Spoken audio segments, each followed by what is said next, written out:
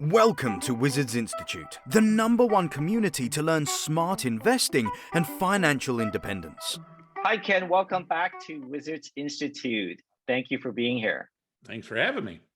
All right. So I'm very excited. I was explaining to Ken earlier, we're probably episode 28. We had some amazing guests in the past year or so. And Ken is the first one to be invited back and agreed back twice. So you're a very special guest. We have a lot to learn from you. Thank you. Thank you very much for that honor. And Ken, thank you for coming on last year. A lot of the learnings from that podcast obviously made it to our book, 10 Commandments of Investing, which was published in November and has done quite well, hitting the Wall Street Journal and USA Today. So hopefully today we can get an update on you and even more good wisdom. Love to share. And I'm sure I'll learn from you as well. Thanks, Ken. So by way of background, Ken Gee is president and founder of KRI Properties. We've had a few property moguls on our show, like Ken, but Ken is unique in the sense that he's done it all, Ken. You've done $1.5 billion, probably a lot more now since we last spoke, in transactions, primarily multifamily. But you did it not only in investing in syndication, you also are very active in major property manager across different markets in this asset class. And I think earlier this year, late last year, you've successfully launched a multifamily private equity fund. So you really span the whole spectrum of the business and the ecosystem. And I think as you remember, we are a general investment learning platform, but multifamily is one of my favorite asset classes that we advise. Well, legally we can't advise. We're just sharing that our listeners get into. So I really want to dive in. So Ken, with your consent, I thought it'd be great to get an update on your bio, what you're doing, especially with the fund. Tell us about the different scope of multifamily you've done. Sure. And then I want to dive into sort of learning about syndication versus funds and sort of the cost benefits of that. Maybe we'll just start with that if you don't mind. Sure. So to go back to my history, we started in business 23 years ago. And just like a lot of people start out in this business, it was one 28-unit building in Cleveland, Ohio. And it was, I went in with family, actually borrowed the down payment. And 3 years later, we sold it and made, at the time, what I thought was more money than anybody should be allowed to earn in a year. It was really, really enlightening. So that started my investment career. And then from there, we've just continued to build on that. We've never tried to be a firm that builds up 20, 30, 40,000 units. We would prefer to just do a few deals, do them well, and then move on to the next one. So over probably the first 10 or so years, we stuck to Cleveland, did a little bit of third-party management in Cleveland in the late 2000s, right during the recession, the Great Recession. That was an interesting way to get started in third-party management, but it was in Cleveland. And about 10 or 15 years ago, we started looking in Florida. And it was because the economic climate in Florida is almost the exact opposite of what it is in Cleveland.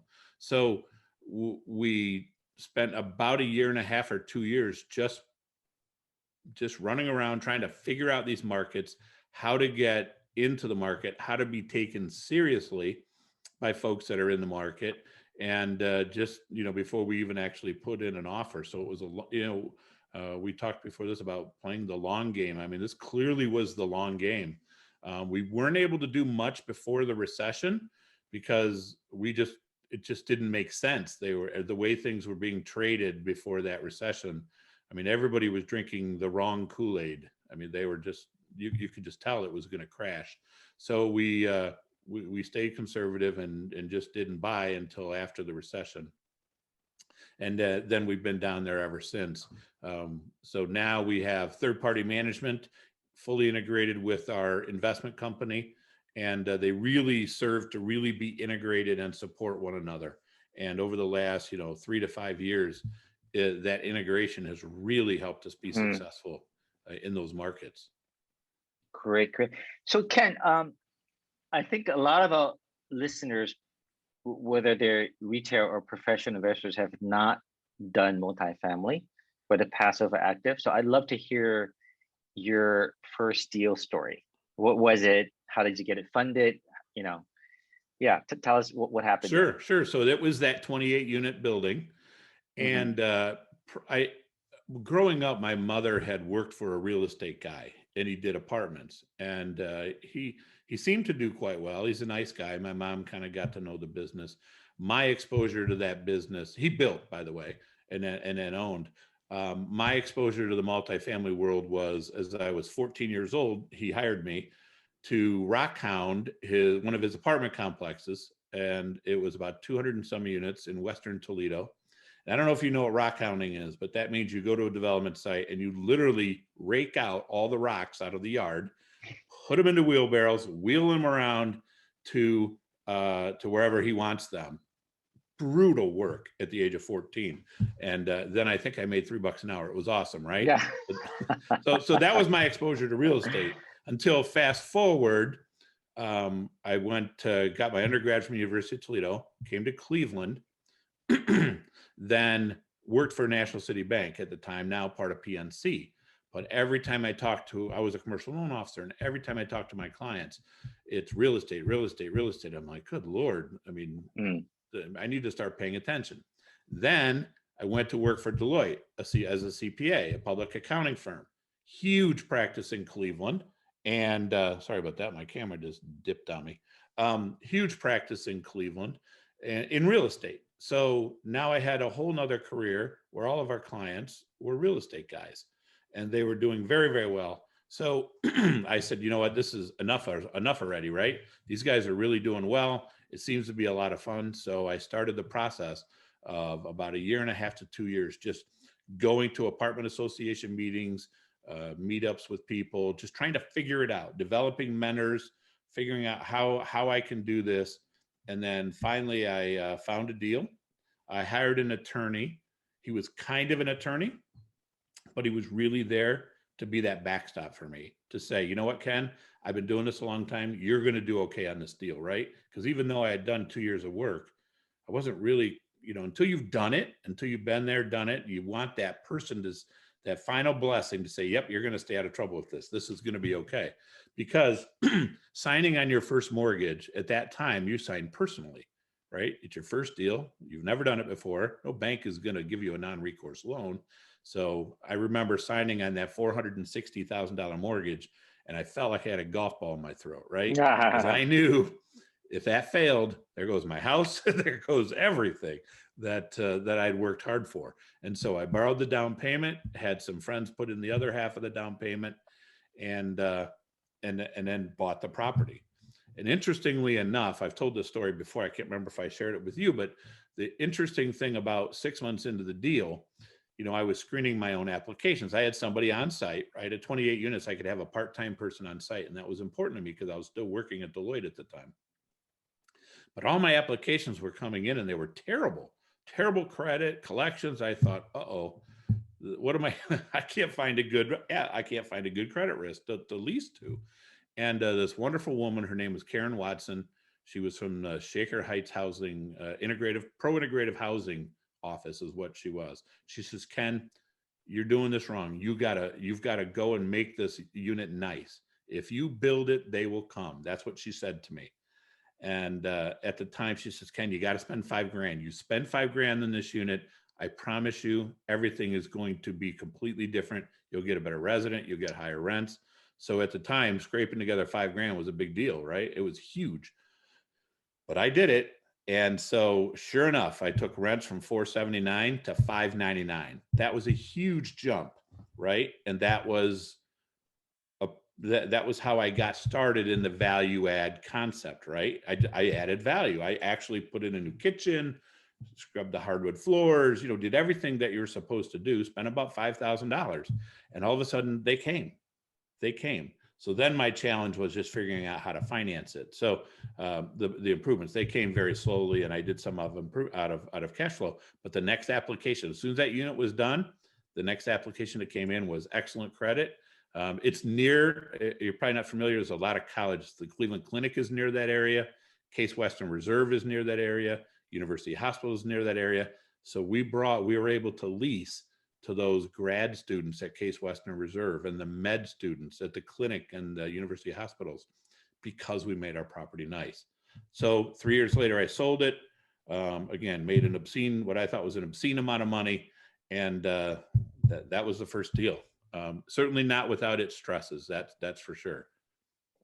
That's a great story for a first deal of 28 units. You know, that's aggressive.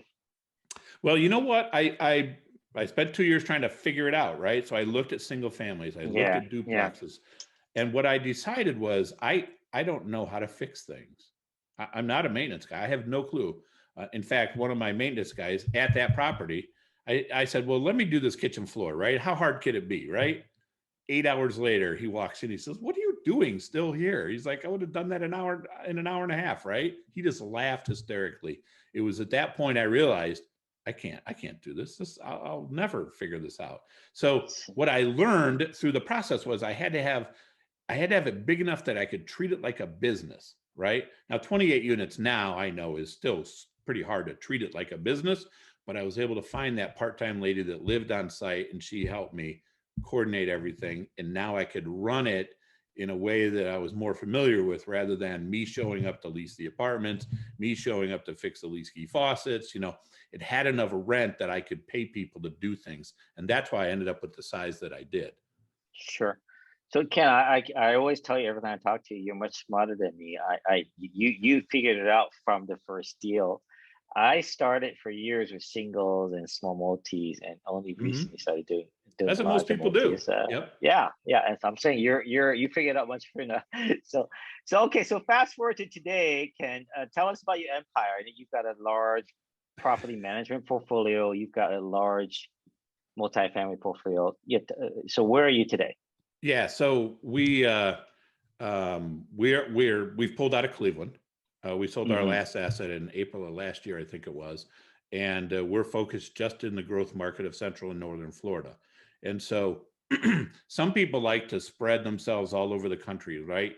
Like if you look at the economic factors that brought us to Florida, those same factors would take you to Texas, to North Carolina, to Georgia, to, you know, it's those growing areas, right? They all have similar economic fundamentals.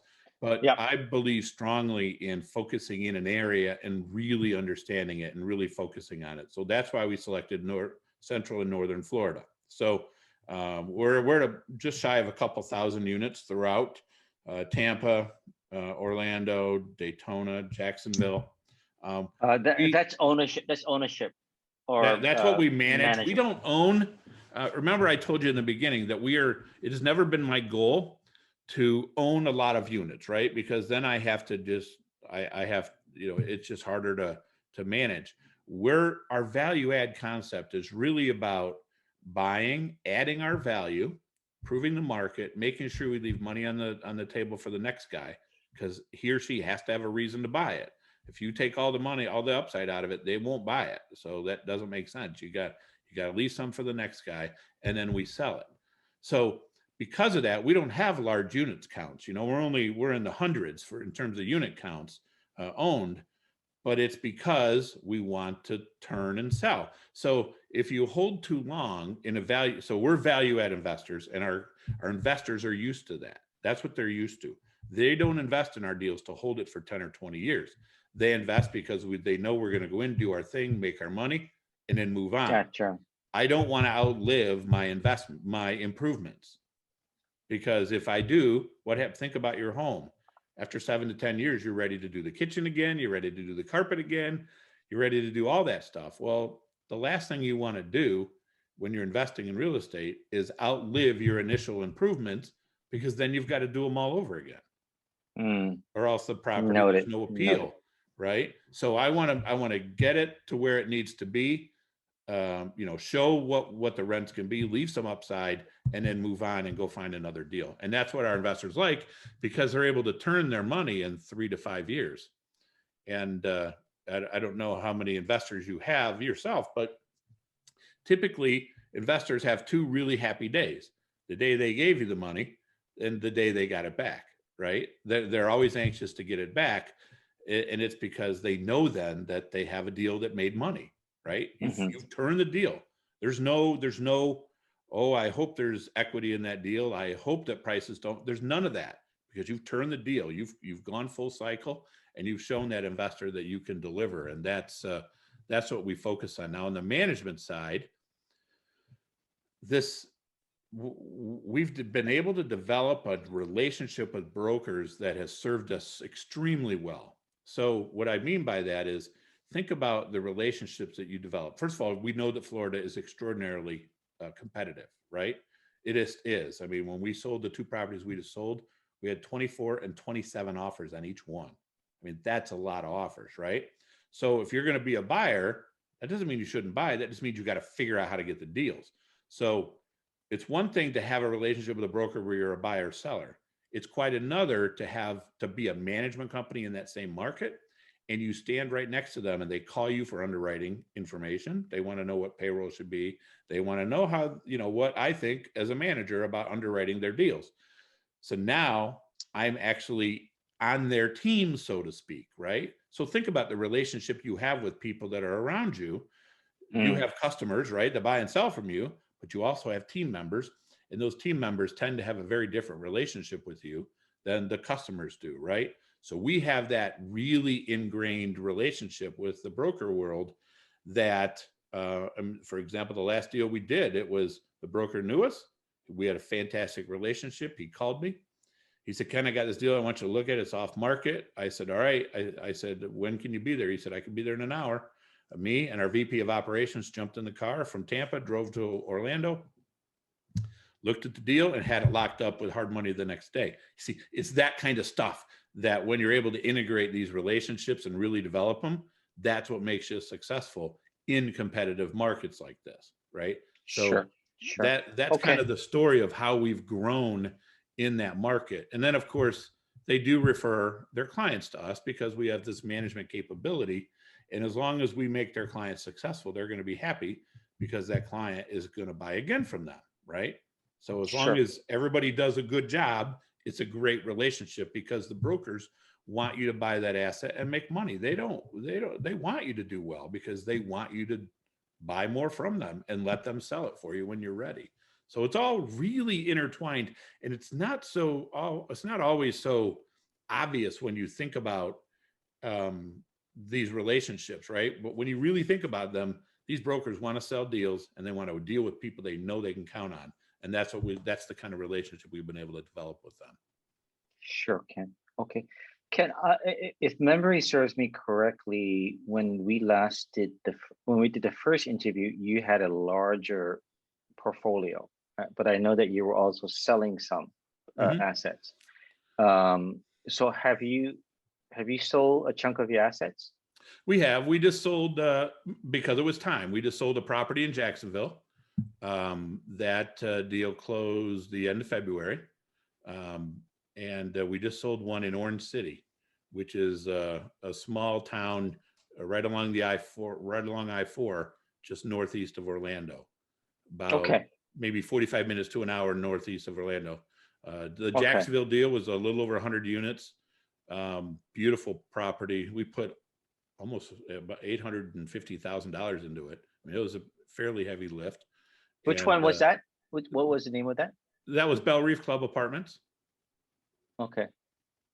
South side of Jacksonville, wonderful neighborhood, just really tons of character with this property. It was just terribly mismanaged and tons of deferred maintenance, right? I always tell people, if you're looking at the value add boxes that you want to check, it checked every one of them.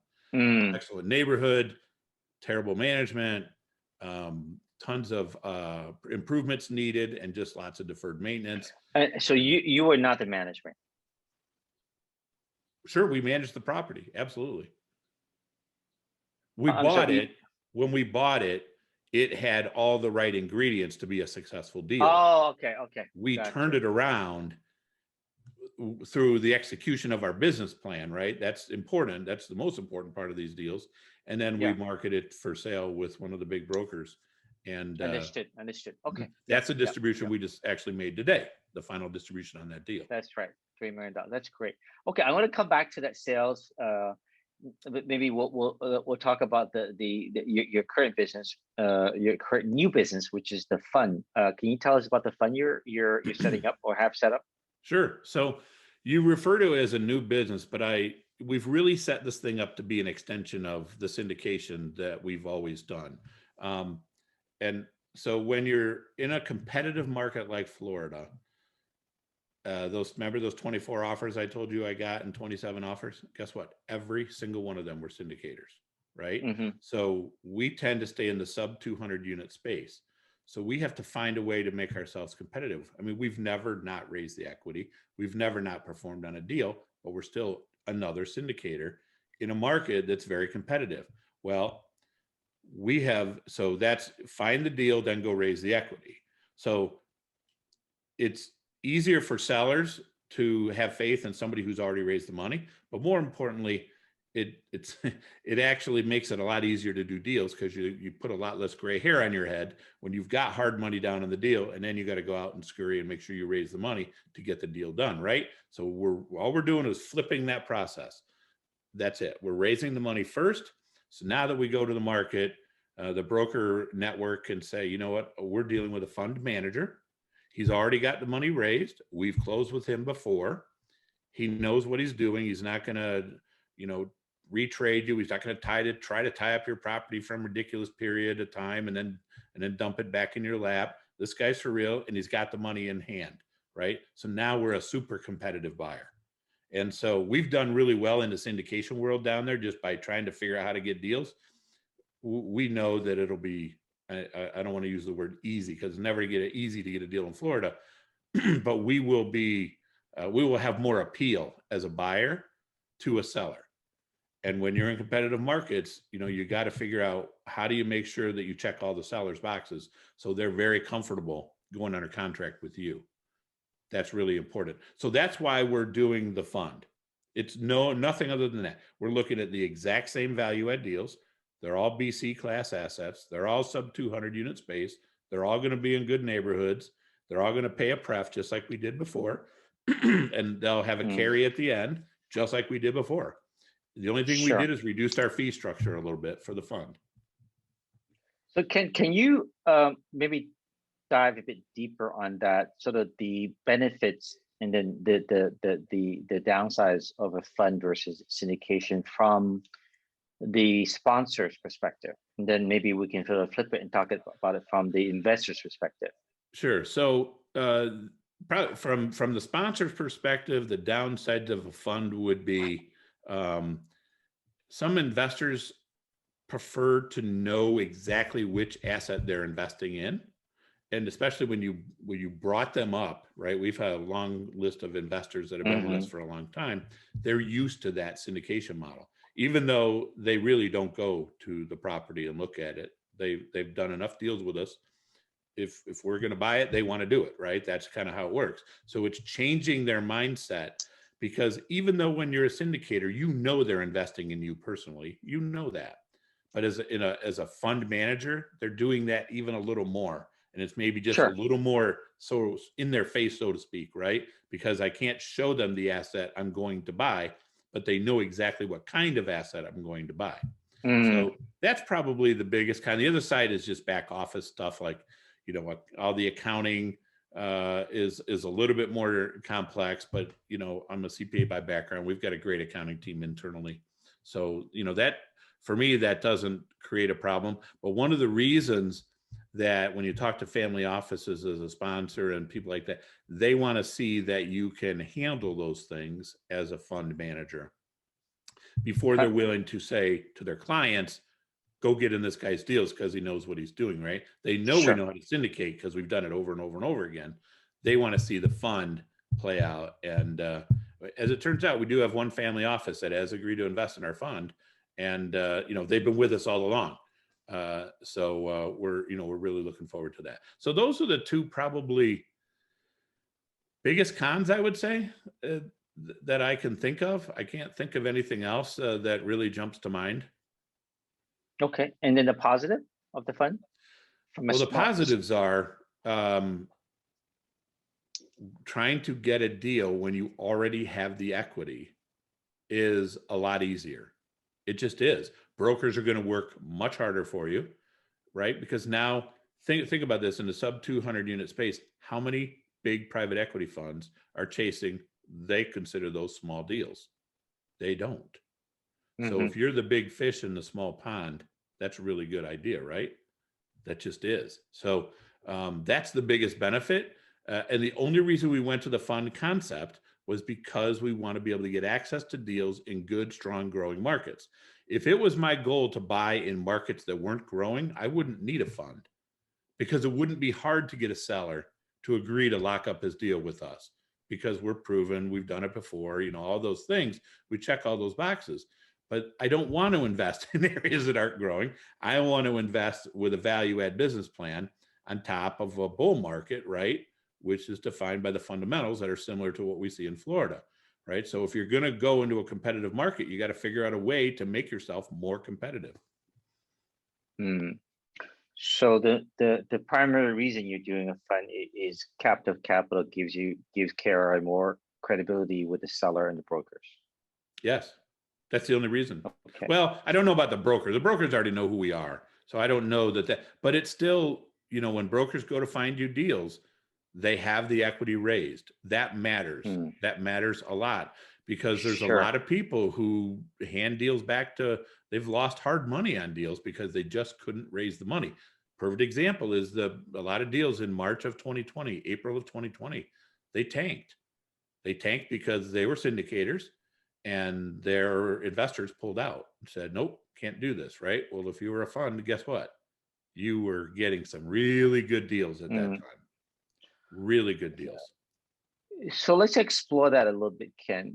Let's say KRI has done 5 or 6 syndications.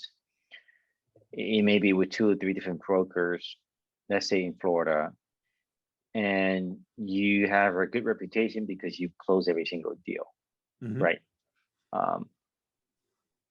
Does it really make a difference for KRI if you had a fund versus an established reputation?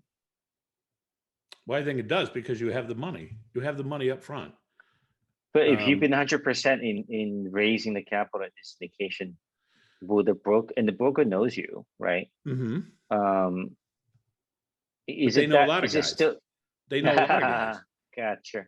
So I mean, there are a lot of syndicators that they have good confidence in. There are. Yes. And brokers that have been around for a while. I mean, look how many. I bet if you talk to brokers and you ask them what happened to their commissions in March and April of 2020, I'm sure their pipeline was full, and it just got destroyed. Well, had they gone under contract with somebody else, right, that was a fund, they're not going to lose that money. They're going to close because they'll have access to the capital that's necessary to close. So I do believe it's going to give us the advantage.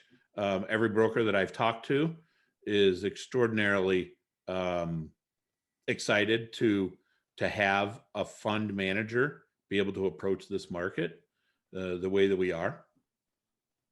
Yeah. I have some brokers even in our fund, by the way. Understood. Yeah, that's great. That's great. So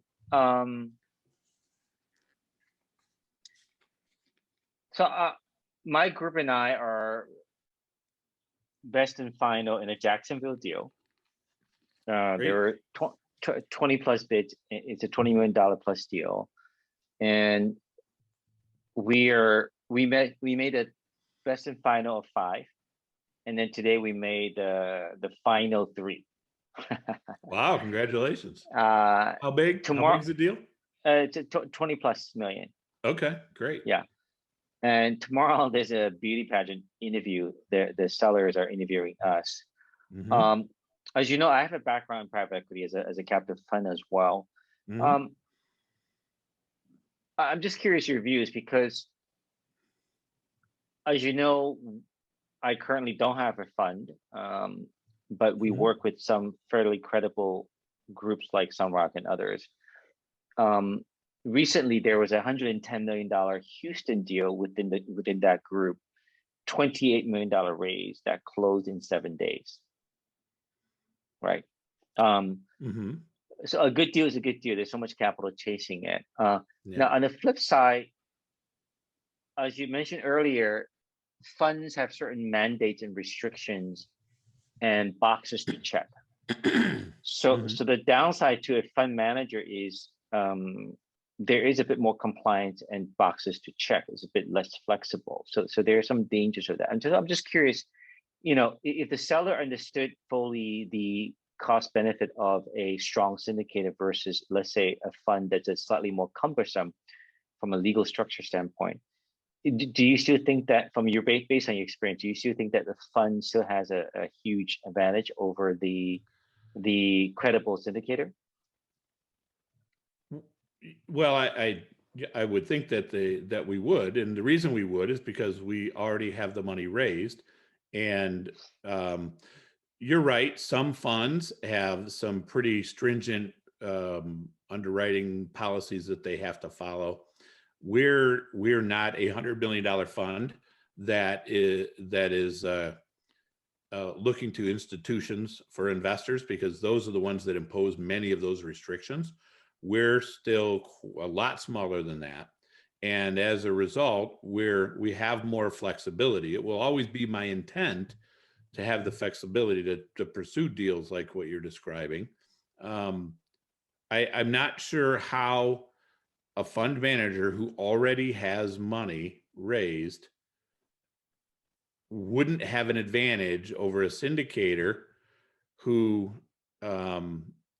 has not done I don't know how many deals you've done in Florida, and I don't know how much you've raised, and show what they're going to ask you tomorrow is you're going to have to convince them that you have raised that much equity before, then it's not a big deal.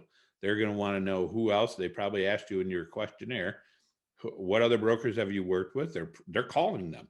There's how did San produce? How did he do? Did he retrade it on DD? What did he do to make sure the deal get closed? How did it go? Was the negotiation of the contract extremely ridiculous, or was he a flexible guy to get the deal done, right? Because their job is to vet those buyers. And so if I'm standing next to a syndicator and I have the money in hand and a lot of experience, compare that to a syndicator with a lot of experience but still has to raise the money, it would depend on who that syndicator is, right? Many syndicators will say, well, I'm going to raise the money, but I'll close it. If I don't, I'll just close it myself, right? Well, then you've got to be in a position to prove that you can close it yourself, right? I'm not saying you've done that, but that is what happens. And if you can close it yourself, well, now I'm on par with that guy, right? Because he's got the money too. He does. What we then would trade on is our reputation. We tell our brokers that we work with that it will be the easiest deal you've ever done. We've done this for a long time. So when I tour a property, I'm going to tour units and I'm going to walk all the units, but I already know what I'm going to see. You can it's just not hard to tell, right? If you see duct tape in the clubhouse, there's probably duct tape in the apartment, right? Just plan for that and do your underwriting accordingly. So that's where experience pays off. So, that reputation of not retrading, closing with other brokers, developing that super tight relationship, that's the stuff that pays off when you're in the best and final. It just does. And, I've seen a lot of brokers work that system. They'll sometimes bring along to best and final rounds, and I'm sure they're not doing this to you because I know you've been able to raise the money before, but they'll bring along other companies to just be their straw man, right? Well, he's willing to pay more. We just got to get you up a little higher. That kind of game that they play, right? I mean, it's a tough business, right? And you have to be prepared for that. So, we see all those kinds of things, but what matters is it comes back down to this relationship that we have with that broker. We have the money in hand. The other guy, if he doesn't, well, then we're definitely going to be an advantage. And so the seller or the broker would have to have a reason to say to that seller, you shouldn't take Ken's deal because, and you got to fill in that blank. What is it? Is it price? Is it he's tough to deal with on DD? Is he tough to deal with contract negotiation? Why wouldn't you want to work with Ken? Why wouldn't you want to? We take all those that's good. reasons That's away, and we have the money up front. So that's why we think we have the advantage. We've been able to get deals even in the syndication world in Florida, but it's hard, my friend. I mean, it's hard. I mean, you'll know. I know you've done it, and that process you're going to go through tomorrow is going to be tough, because I've sat on the other side as a seller in those buyer interviews, and quite honestly, it takes you about a minute and a half, just like in anything, right? You know. You just know. You can just tell. You can just tell, right? It's just like a job interview. You can tell pretty quickly whether that person is somebody that you want to work with or not. Yeah. So anyway, I don't know if that helped, if that answered your question. No. It's good. Again, I'm probing because I think that I think you've obviously done enough of it to move towards this direction. I have another question along the same lines, Ken. Initially, my thinking about longer term doing a fund following your footsteps is what wasn't about trying to become more credible with capital with brokers. That was part of it, but it wasn't the main reason. The main reason for me was that I would expect that at some point there'll be a crash, and when a crash does come, not if, when, then the syndication money, the W-2s and whatnot, they will also scurry away. Mm-hmm. Oh, absolutely. Right? Yep. However, if you're sitting on, capital, that's the time you want to deploy without having to syndicate and go through all these layers of syndication, right? Agreed. Currently in this market, any good deal is oversubscribed, as you and I both know, right? Mm-hmm. So for me, in a rising market like this, hot market, the need for a fund is less important than the deal. Although, as you clarify, they're related. For me, the dream would be to be sitting on $50-100 million fund, if not more. Sure. Closing that, and then the day after the market crashes. Oh, that would be wonderful. Yeah. So to me, my initial consideration is really having captive capital to buy when the market is fearful. I'm just curious, is that a consideration for you in your process, your thought process of raising a fund? Yeah. So let's talk about you cited $100 million fund, right? And the next day the market crashes. I mean, sure, that'd be a wonderful environment, right? Absolutely. I mean, look at the guys that bought in Florida in 10 and 11. Exactly. All they had to do was breathe for the next 10 years and then wake up and sell their property. That's all they had to do, and they've made money. So, but the problem is you don't go from a syndicator to a $100 million fund.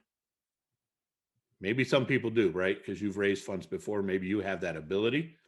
We don't have that investor circle.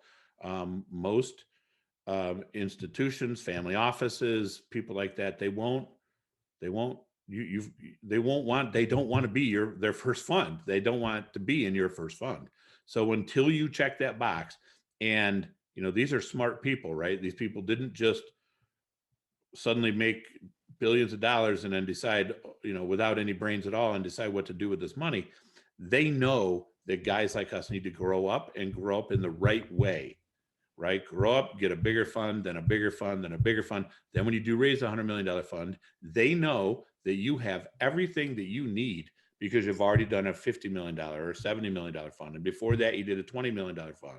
And before that, you did a $10 million fund. So they know that you have very carefully grown your company because they know that growth for the sake of growth, especially in this business, right? There's so many moving parts in an apartment complex. We think it's simple and it's easy, but it's a business.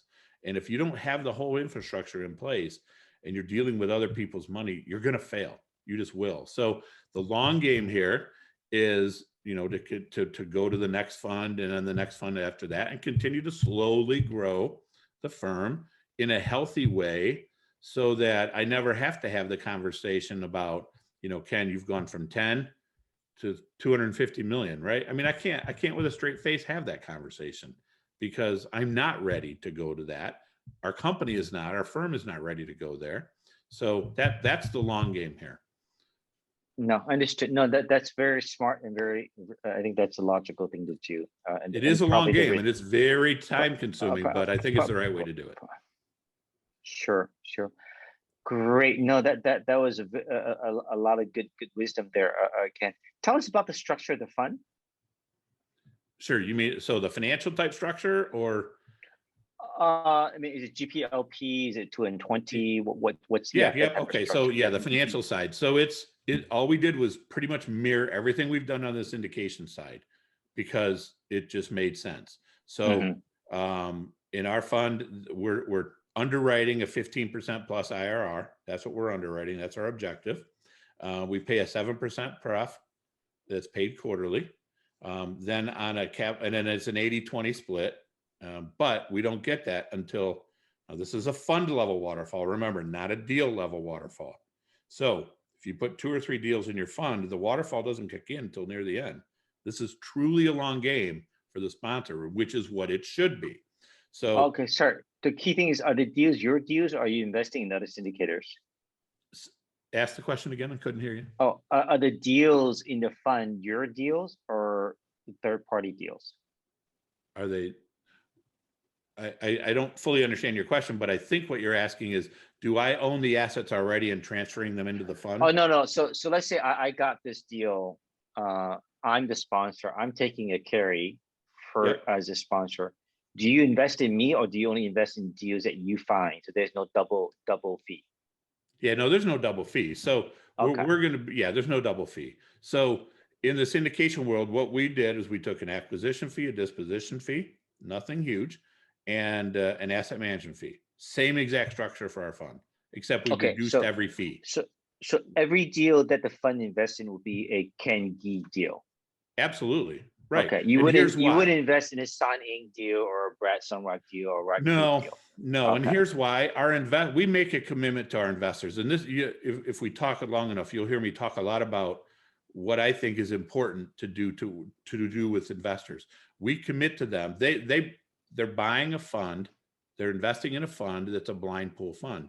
They're investing in my ability to find the deal, execute the business plan, which is the most critical component, and to control every aspect of that. So if I were to go and be a co-investor or somebody in another deal where I don't control that, well, now I've really not treated my investors very well, because they think I'm controlling the deal, because that's why they invested in me, right? They're investing in us and what we've done over the past 23 years. So that's why it's always going to be a Ken Gee deal. Is it possible to have co-investors come in if they want to just provide equity alongside the fund? Yeah, that's possible. But I can't give up that control, because it wouldn't be fair to our investors. It just wouldn't. So sure. So, if I brought to you a deal, let's say it's a $20 million deal, Ken, and we became JV in this deal, and you took your half of it, would that work, or it must be a purely KRI? Well, it might work, and it depends on who's controlling the deal, because I go back to, our investors are counting on me to run the project. That's why they invested in us. Meaning your group has to be the PM. It's not just the PM, right? Yes, there's no way I would bring in an outside manager. We already know how to do this. But we also have to be the one in charge of, if you look at the operating agreement, who has the controlling interest? It's got to be us. Understood. Got it. Okay. It just has to be us, because that's what we told our investors we would do. No. We had a discussion maybe a month or two ago about the fund, and it's a little different than it's actually quite unique. Essentially, I actually thought that you would invest in multiple other sponsors, but you would be managing it. But in this case, no, you would be doing your own deals, which eliminates some of the fees and eliminates, I guess, various quality issues, because you control it. But obviously, we make it harder for you to diversify and scale up. Yeah, but that's okay. Remember, my goal here is not to be the biggest. My goal is to deliver every single time for our investors. So I'm not as worried about growth. what I tell people is I don't need the fund to figure out how to feed my family, right? We're okay. So Yeah, no, I understood. don't No, need to grow up that's really helpful. fast and don't have that Gotcha. desire. So, yep, Gotcha. that's why we do that. Gotcha. The other thing, one of the things that's really important that people don't spend a lot of time thinking about, and I think one of the reasons we're so, our returns are so high is because we're so careful with our equity, right? We're very careful about how we improve our projects. We put ourselves on strict budgets. We constantly reevaluate. What are we doing, right? The renovation plan on Belle Reve in Jacksonville, the entire time that we were undergoing the renovation period, I would constantly reevaluate. Is this still the right thing to do? Or is there something else I can do that would move rents more? That would be a better use of that equity or whatever, right? So that process is really important, because what a lot of people do is they go in and you got to have stainless steel appliances, you got to have backsplashes, you got to have granite counter. No, you don't. You just don't, right? Most of the time, especially in markets like Florida, and I know this because we do it every day, if a broker projects in their offering memorandum what they think rents are going to be, most of the time we beat those rents and we don't invest nearly as much as that broker wants put in the offering memorandum. He's doing it because he wants Sure. to make sure you're adding value. But we have a very high respect for that equity. So when you minimize the amount of equity that you need in order to reach your objective, that's how you increase returns, right? You just don't want to get sloppy with your equity, because then you're overspending, you use too much equity, it drives down your returns, and that's not what your investors want from you. That is something that's really big deal in terms of how we manage our projects that, most people don't talk a lot about, but it is critical. I mean, I will tell you that, on every deal that we've done, I've constantly reevaluated what I should do. And it's paid huge dividends. I mean, just the deal we sold just in March, this is a project that had been around for 30 years. When I bought it, I thought, oh my God, you got to put gutters on this building. It needs gutters, right? Well, I kept thinking about that prospect, right? Well, it was expensive to put gutters on, 10 or 15 buildings. It just is. Well, I decided, this building had been around for 30 years. It didn't have gutters. It doesn't need gutters. I would do better to put that money somewhere else. I went through that constant reevaluation process, because whatever I did got more rent. You don't get another dime of rent by putting gutters on a building. Trust me. So that's the reevaluation process we do. Sometimes when people go into these deals, it seems so obvious what they should do up front that on day one, they jump in and do it. What we do is we wait 30, 60, or 90 days. I call it the cooling off period. Let's get to know this property. We think we know it. We're smart. We've been around a long time. We should know what's going on, but there's always things the seller didn't tell you. And the last thing you want to do is spend all of your renovation money only to find something that you really need to deal with or wish you would have had the money for, right? And in our world, if you're a syndicator, you don't call your partners for more equity. That's not how it goes, right? And in the fund world, you're going to tell them what the renovation budget's going to be, and you don't go back to them and you don't tell them that you want to do more, right? That's just not how it works. That's how you destroy your credibility with your investors. Sure. So I don't know if that helped, but I No, believe that that an helps. important part That of helps. I have success. another question that I like. So you guys are great. You guys have a great reputation as property managers. As you mentioned, you manage 4 figures in units. You use this fund and you buy assets. KRI is also the property management company. I guess the natural question, Ken, is the PM, the property management company, operating at cost, or is it a profit center? And if it's the latter, how do you resolve that conflict with the fund and the fund's investors? So we charge the fund the same exact fee that we would charge you if we were managing your property. I mean, it's market rate. It's not even hard to discover what that rate is, right? It's generally 3 to 4% for the properties that we're trying to buy. And so I'm going to charge myself the same amount I would charge somebody else. Sure. There's no reason to do anything different. If for whatever reasons you do a horrible job, and again, this is a silly question since it's your asset. If you did a horrible job, can the fund, the owner of their asset, can they fire you? Yeah, I don't recall. There are some provisions to replace the managing member. I don't remember what the vote is, but there are probably some scenarios. I think it's typically fraud, gross negligence, things like that. Okay. But you have to be careful here, because if one guy thinks you're doing great or doesn't think you're doing well, there's 5 investors who think you are, and you got to make sure that you're careful, because you're here for everybody. You're not just here for one Sure, guy. sure. Well, So, I mean, you have a budget, you have a KPI, right? So the investor. well, of course, yeah, absolutely, yeah, absolutely. Yeah. Okay. No, If I'm doing a horrible job, I guess I could fire myself and find someone else. But I've not had to do that yet. So I'm sure you always do a good job. Again, it's just a question that I think most investors would think about. So I had to ask that. sure. So that's great. That's great. That's great. I think it's interesting. So if I put in as you know, I do invest passively. I invest in a number of funds. I have not invested in a multifamily fund, but I'm in a number of venture capital funds, hedge funds, PE funds. I'm in a farmland fund. I'm in the mortgage fund as well, and the structure is all fairly similar.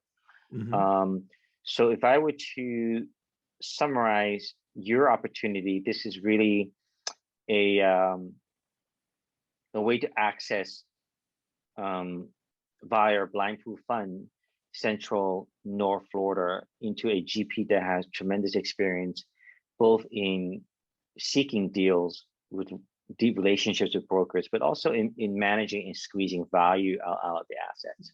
That's right. And I guess investors have the option to participate in syndication, but you might miss out on the hottest deals in a hot market. And you have to do a bit more work, because you have to, as opposed to sort of outsourcing that to you, right? Would that be sort of an accurate, if ineloquent summary of your product? I think so. Yeah, I think so. Okay, thank you. You did quite well. I'm impressed. Well, like I said, each time I talk to you, I try to figure out. That's interesting. I think the downside from an investor standpoint is really I myself am looking for, if I did invest in a multifamily fund, I would probably be looking for exposure to multiple markets. Yep. Right. And so the fund structure I was thinking about was more of, here's a fund, here's Ken, who knows everything, and Ken might do some deals directly, but might also allocate some of the capital to, let's say, a GP, a sponsor in Houston, or a sponsor in Carolina. Yep. And then that would take away a lot of the work, because if I give you $1, then you can spread this into 5 or 6 markets. The downside to that, you would potentially be paying double fees. Yeah. So right. Our fund never contemplated that. Our fund never contemplated that. So it's not in, I believe it's important that when you talk to investors, that you tell them exactly what you're going to do, and then do only that, right? You can probably find a way to maybe figure out a way to do something similar to what you're describing, but it's just not what our investors expect us to do. We could form a fund to do that. There are a lot of folks that do that. Family offices do it all the time. They do direct investments. There's no shortage of folks that do that. It's just, we're in the business of finding deals, executing, because we think we're pretty good at it, right? Are there other people that are good at it? Probably, but we think we're pretty good at it. And our track record has shown that we know how to make money in multifamily. And so, when you think about the multifamily world, I mean, in terms of real estate asset classes, it's one of the lower risk classes. Would we agree? When you look at the other, it's not single tenant. I mean, there's a lot of things that are more risky than multifamily. I mean, you need a place to live. And the pandemic is a very good example of that, right? The economy went in the tank for a few months. Multifamily kept trucking right along because it had to, right? So we like multifamily, and I like the returns that I can get with a lower risk asset, right? I like to call it, our goal is to earn extraordinary risk adjusted returns, right? For a low risk asset, if you can eke out 15, 20, 30% returns annually, I view that as a good risk return trade-off, right? It's almost like the financial guys call that arbitrage, right? It's almost like it shouldn't be able to happen, But if you're really good at executing your plan, you can make that happen. You can, Mm-hmm. no question about it. And Mm-hmm. that's what we've been able to do. And that's what we'll continue to do. And, people always talk about Florida, you're at the top. Are you afraid to buy at the top?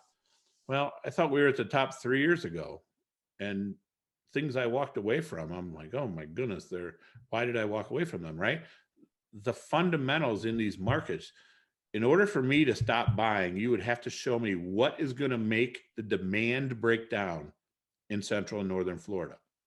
Before the pandemic, there were almost 1,000 people moving into the state.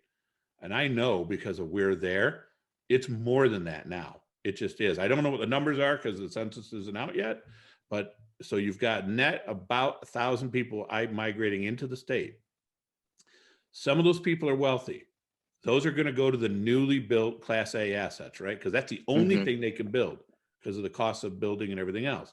But I'm taking a wild guess here, at 70 to 80% of that 1,000 people, they're just normal people who need a place to live, who want and need to live in a Class B, C asset, right? Sure.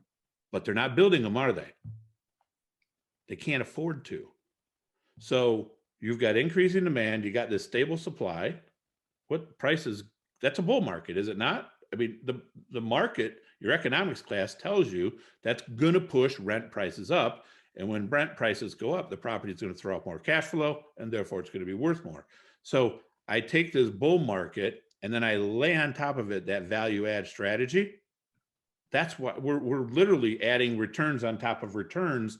That's why we get to where we are. So in order for me to get concerned about buying in Florida, I have to see one of those two things. Somebody's going to have to figure out how to build a ton of BC class assets and destroy the supply side, or somebody's going to have to show me that the demand in Florida is just going to fall off a cliff, right?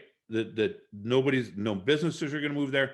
I mean, the tax situation is amazing. The weather's amazing. I mean, look at all the reasons that people move to Florida, and there's still a ton of open space. That has to break down. One of those two things has to break down. And you got to show me some reason for that to happen. Sure. And I don't see it yet. That's what I'm looking for. And until I see that, I'm very happy, because rents are going to continue to tick up. They just will. And, at some point, what'll happen? What's happening on some of the coasts? People are moving away. Why? Because the costs are too high. Eventually you get there, but we're nowhere near that in Florida. At least I don't think we are. Sure. Ken, I think that was a great summary. I think you're spot on in your fundamental pitch story for a stabilized multifamily. And so it's also, it's not all I do, but as a target allocation in my own capital, it is the largest of the mix. Yeah, good. It is. So I invest in other asset classes. I'm in growth, disruptive tech. I actually have an increasing portfolio in crypto, but those are different risk profiles and there you go. That's what I was just going to say. Yeah, I don't understand those risks nearly as well, and I see a lot of those. The returns can be really high, right? Like super high. They can also be really bad. They can be really bad. So I personally would rather take the slow road to success and have more certainty. Nothing's ever for sure. You know that. I don't want to lead anybody down the wrong path, but less risk means more certainty than less certainty. And so I'm not suggesting you shouldn't have those types of assets. I'm just telling you that I don't understand them quite as well. I like to stick to things like that I can really understand. That totally makes sense. And the challenge from allocation standpoint for me is if you look at the quantitative easing, right? Even though it hasn't hit yet, there is probably more than half probability that inflation will be double digits. So if you're holding dividend stocks that pay 8% that used to look attractive, it's no longer attractive. Right. Bonds are not attractive because you're basically getting your value eaten away by inflation, right? So multifamily with the target 15% that you talk about is one of the few asset classes that could potentially keep up, or hope at least keep up, if not surpass their potential inflation. And then maybe we'll get lucky and inflation's only single digits, but it's, you know, if you print a lot of money, inflation comes. Right. Well, yeah, it'll be interesting to see how they reel that in. I mean, I don't think they were really able to pull a lot in before the pandemic hit. So they were already close to the limit, and then they had to expend more for the pandemic. So it'll be interesting to see how they reel it in. If they reel it in a controlled way that doesn't freak out the market, I think it'll be a good thing. But you're right. There's a ton of money out there right now. Tons and tons of money. Yeah. And obviously, if you can borrow at 2%, 4% in debt, then I forget who said it, but essentially, in real estate, in multifamily, if you borrow at 3-4%, inflation is higher than that. Then that debt is it's an asset, it's not a liability. Right. Right. That makes a lot of sense to me, and yes. very few people think of it that way, and I'm sure you do. And yeah, right. So it does make sense. Yeah. So great. So is there anything else about your fund, your strategy that I should be asking you that we haven't addressed yet? We actually cover a lot, and it's really fascinating. But anything else that you'd like to cover? Yeah, one of the things we haven't talked about, and we probably don't need to spend a lot of time on it, but what I see a lot of folks, because I talk to a lot of new investors, right? I think I shared with you we've explored new marketing channels to get your brand out there, because that's just part of what you do when you grow a company. Yeah. And what I found was that new investors aren't quite sure how to vet sponsors, and so we've taken a lot of time and energy into making sure that potential investors can properly vet sponsors. I talk a lot about that with people when I have conversations with guys like you, because so many investors, they don't know what's appropriate. They don't know what they should ask. They don't want to insult the sponsor, but they know in the back of their mind they really should be doing something. They're just not sure how to do it. So I would just encourage people to look seriously at how to vet a sponsor. I mean, I'm certainly happy to have a one-on-one conversation. It's actually in, and I didn't even think to talk about this, but I wrote an ebook. When we're doing marketing, we want to share information about why we do what we do. And one of the things that's a critical component of finding a sponsor to invest with is that vetting process. So I wrote an ebook. It's less than 40 pages long, so it's a quick read, but it's multifamily real estate is a total game changer, because it really is. I believe that it is. You can make a lot of money as a passive investor. And in that book, what I talk about is how to vet sponsors, because I see a lot of people investing with sponsors that they don't really have a track record. They haven't proven themselves yet. They're trying to figure it out. They're not doing anything wrong.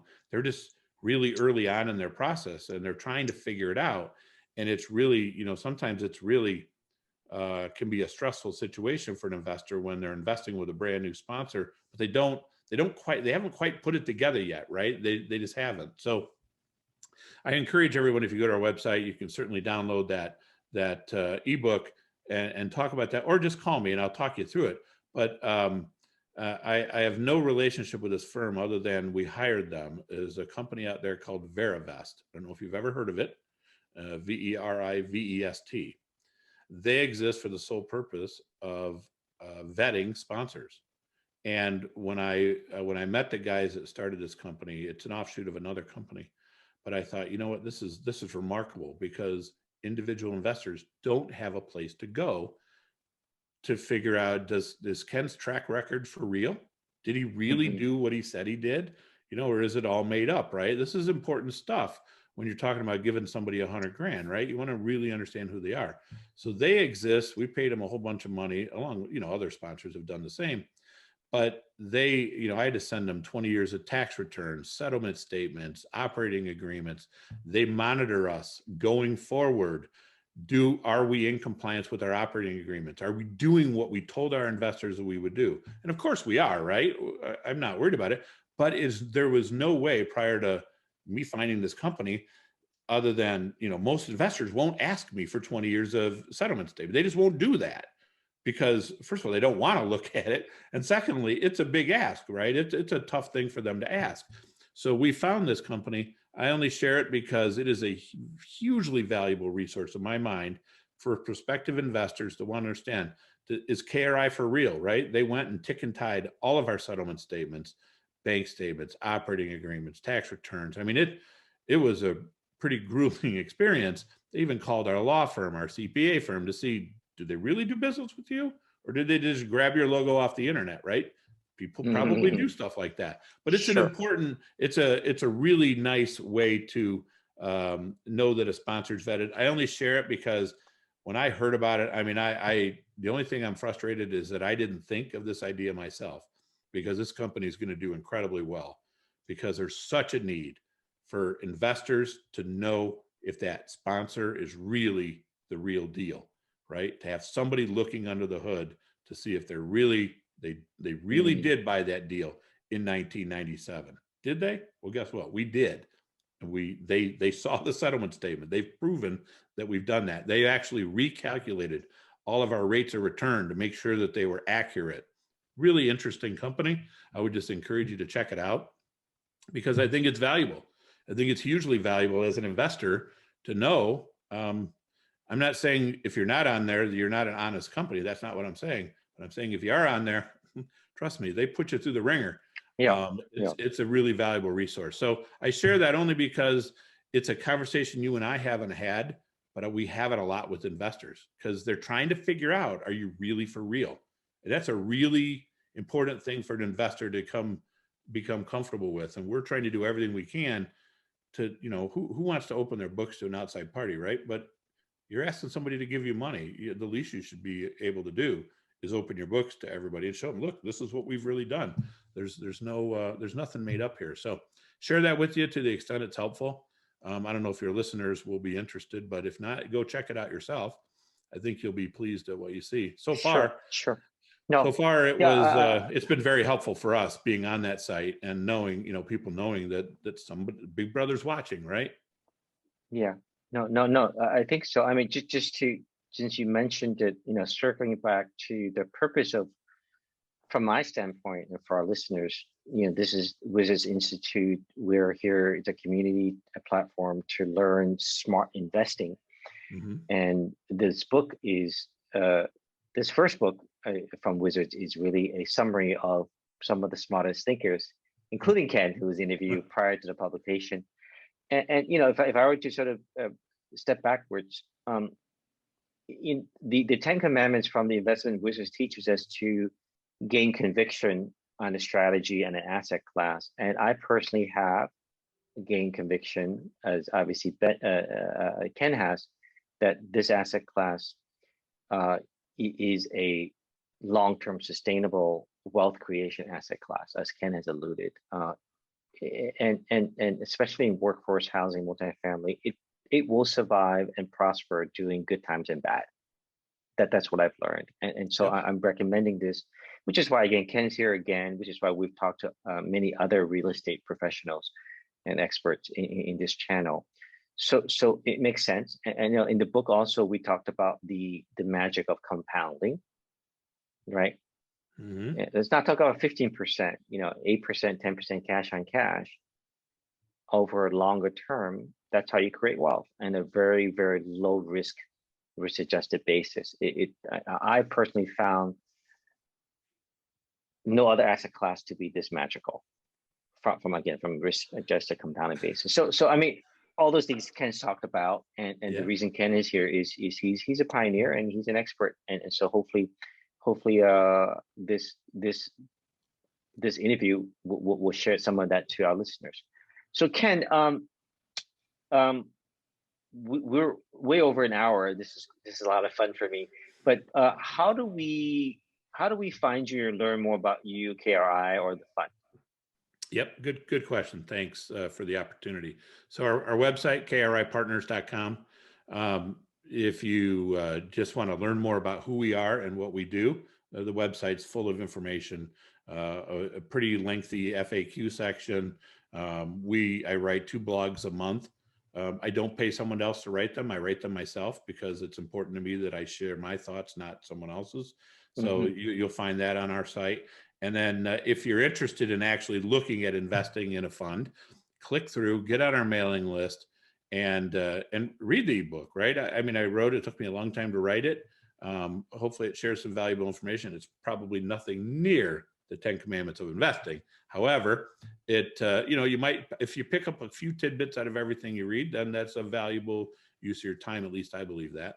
And then through that, when you get onto our website, you can click through and get to our webinar for our fund that talks a lot about the very same things that I just talked about. Why do we go to a fund concept? What's the terms of the fund? All these things, why we do what we do in video form. It's about 20 minutes, a lot more concise than this, but it shares with you exactly what we do, why we do it. And if you don't invest in this fund, just at least learn as much as you can, because there'll be another one. And, whenever the time is right for you, when you're comfortable, when you're right, you'll know when it's right for you to do it, then do it. Right. And at least hopefully over time, we'll have gotten to know you, because I talk to every investor. They has to talk to me. And hopefully you'll get to know us over time, because, you should take the time to develop trust with whoever you're going to give your money to. At least that's what I believe. So go to our website. That's probably the best way to do it. And then you'll have plenty of places to look, to click through to get to the fund information. Great. So again, we're not financial advisors or attorneys. We're not recommending to invest in Ken or his fund, but we are saying that Ken has a lot to teach us, including he's got this book. And we are saying that this is a fantastic asset class. And so for our listeners that do want to learn more, please do reach out to Ken and perhaps get a copy and digest his book. I certainly do learn a lot. So Ken, with that, thank you again. Thank you for being our second interviewee amongst many great investment wizards across multiple asset classes. You're the second one, and I really appreciate that. And as always, I enjoy our conversations. As do I, and thanks so much for having me. Thank you for joining us. Please visit Wizards Institute to access the blog summary of today's session, to learn more about other speakers, and to network with other investment wizards.